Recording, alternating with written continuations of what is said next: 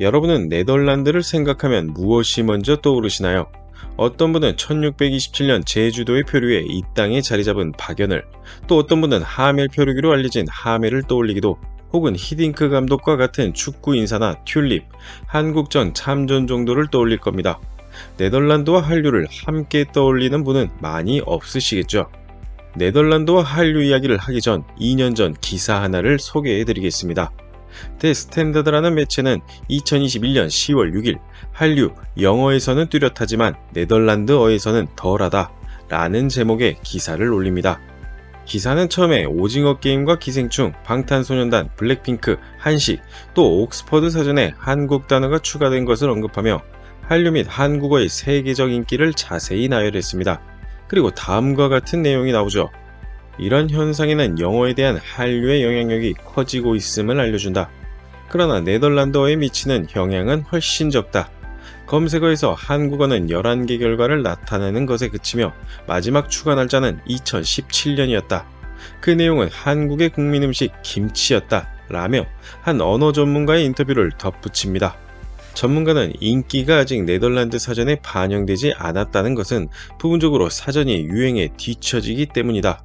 말은 충분한 사람들이 충분한 기간 사용해야 한다. K-팝은 주로 젊은이들에게 인기가 있으며 앞으로 청소년 언어에 영향을 미칠 가능성이 높다 라고 말했죠. 즉 매체는 영어권에서 부는 인기가 네덜란드어에 아직 미치지 못한다고 표현한 것인데요. 해당 매체는 벨기에에 거점을 두고 있으나 네덜란드와 같은 언어를 사용하는 만큼 네덜란드에서도 이는 크게 다르지 않았을 겁니다. 그렇다면 여기서 궁금해집니다. 지금은 어떨까요? 최근 네덜란드의 유명 대학에서는 한국어 학과가 인기라고 하는데요. 그 인기 정도가 우리보다 훨씬 많은 사람이 사용하는 일본어, 심지어 중국어 학과의 인기까지 제칠 정도라고 합니다. 인기는 언어뿐만이 아닙니다. 다소 한류라고 하면 익숙할 것 같지 않은 네덜란드이지만 가만히 지켜보면 한류 관련 요소에 그들의 이름이 나타나기 시작했죠. 즉 한류가 본격화되고 있는 겁니다. 오늘은 우리에게 익숙하지 않지만 한류 국가가 되어가고 있는 네덜란드 이야기를 해볼까 합니다.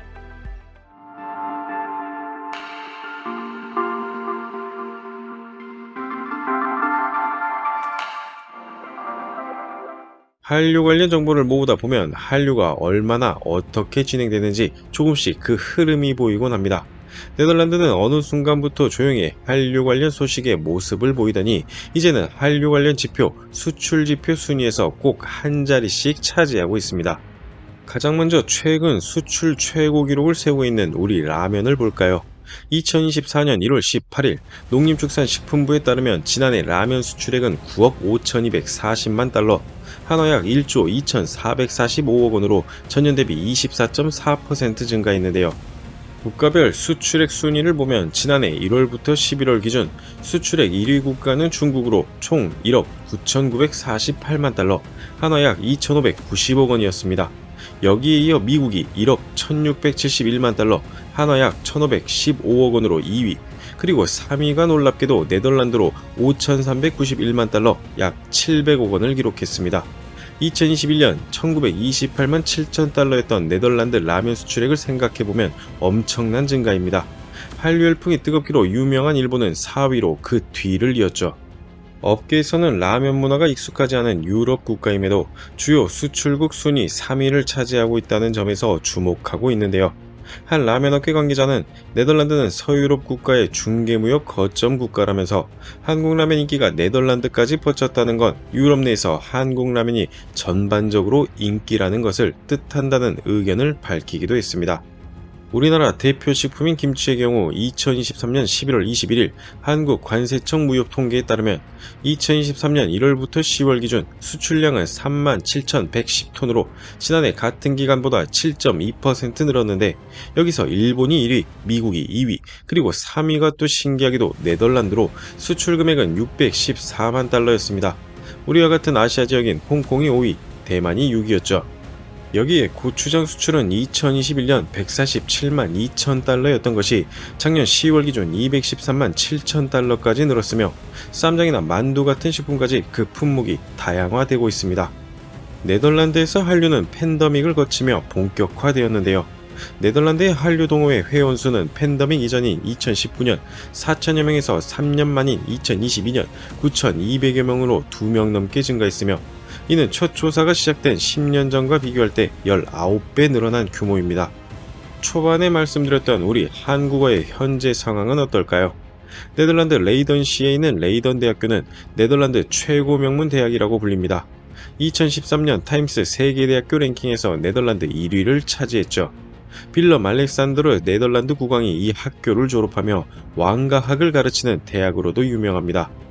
같은 언어를 쓰는 베네룩스, 즉 벨기에, 네덜란드, 룩셈부르크 내에서 유일하게 한국어 관련 학과를 두고 있기도 하죠. 레이던대에 설립된 한국학과는 우리의 생각보다 오래된 1989년에 만들어졌습니다.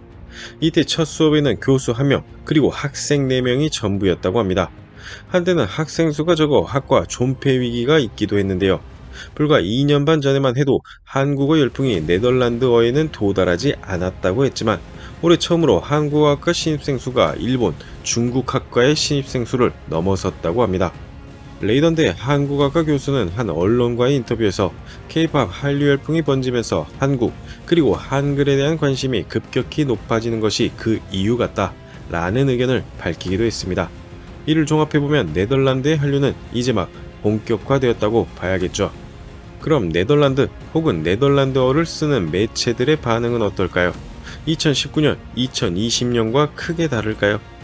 RTL이라는 매체는 2023년 4월 25일 한국의 마법에 걸린 네덜란드인들 한국에 대해 모두 알고 싶다 라는 제목의 기사를 작성했습니다. 기사는 한국 문화는 서구에서 그 어느 때보다 인기가 높다며 한류에 빠진 네덜란드 대학생을 인터뷰하고 한류의 인기 요인을 유튜브와 SNS, 한국 드라마, 영화, 그리고 K-뷰티로 나눠 자세히 소개하기도 했죠. 특히 한국어에 대해 매체는 K-POP을 듣고 한국 영화와 시리즈를 보는 사람이라면 누구나 실제로 어떻게 노래하고 말하는지 궁금하게 여기게 된다. 예를 들어 언어의 듀오링고는 기생충과 오징어 게임 출시 이후 한국어를 배우고 싶어하는 사용자 수가 폭발적으로 증가했다라며 네덜란드에서 한국어를 가르치는 조성현 한국어 교사를 인터뷰했는데요.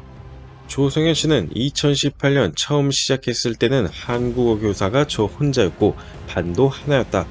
지금은 반이 7개 이상이고 선생님은 3명이다. 팬데믹 이후 모든 것이 달라졌다. 우리 그룹에서 가장 어린 나이는 16세, 가장 나이 많은 사람은 82세다. 라는 말을 남겼습니다. 다양한 연령대가 한국어를 배우고 싶어 한다는 것이죠. 2023년 7월 19일에는 네덜란드에서 처음으로 K-POP 매장이 생겼는데요. NOS 뉴스라는 매체는 해당 소식에 대해 네덜란드 첫 K-POP 매장 오픈, 팬들은 몇 시간 동안 줄을 섰다 라는 제목의 기사를 작성했습니다. 매체는 영상과 함께 개장 1시간 만에 120명이 줄을 섰다. 최대 10명이 동시에 입장할 수 있는 매장에서 대기 시간이 1시간 이상으로 순식간에 늘어났다. 열광적인 팬들은 더 이상 자신이 좋아하는 가수의 앨범을 온라인으로만 구입하지 않아도 된다는 사실에 기뻐하고 있다 라는 내용을 실었습니다. 대단히 흥미로웠던 건 이 매장의 이름이 바로 헤이 한류라는 것입니다. 2023년 7월 21일 RTL 뉴스는 K-POP은 네덜란드에서도 큰 인기를 누리고 있다 라는 제목의 기사를 통해 해당 매장 주인과 진행한 인터뷰를 공개했는데요. 매체에서 그녀는 몇 주 전 우리는 매장을 열었고 독일과 벨기에에서도 많은 사람이 왔습니다 라며 네덜란드 전역에서 사람들이 우리를 찾아옵니다. 개장 후 며칠 동안 차가 막힐 정도였습니다 라는 말까지 남겼습니다. 해당 매체는 2023년 8월 24일 K-푸드부터 K-POP까지 한국의 모든 것이 인기 있는 이유 라는 제목으로 영상 뉴스를 제작해 한류의 시작부터 현상에 이르기까지 꼼꼼하게 다루기도 했습니다. 실제로 2020년까지는 네덜란드어로 한류나 K-POP, 한국 문화를 검색했을 때 팬 커뮤니티는 보였지만 깊게 다룬 매체 기사는 찾기 어려웠는데요. 이후 다양한 기사가 등장하고 또 그 흐름을 보면 네덜란드의 한류는 앞으로가 더 기대되고 있습니다. 물론 세상에는 다양한 문화가 있고 그 중에는 한류가 통하지 않거나 미약한 곳도 존재합니다. 심지어 한류 영향이 과거에 비해 줄어든 곳도 있죠. 하지만 분명한 건 우리 문화가 여전히 세계인들 사이에서 소비되고 여전히 증가하는 곳도 있다는 점입니다. 앞으로 1년 정도의 시간이 흐른 이후에는 또 어떤 나라가 한류 국가로 새롭게 태어날지 지켜보는 것도 흥미로울 것 같은데요. 여러분은 어떻게 생각하시나요? 영상을 시청해주셔서 감사합니다. 구독과 좋아요는 영상을 만드는 데 큰 힘이 됩니다.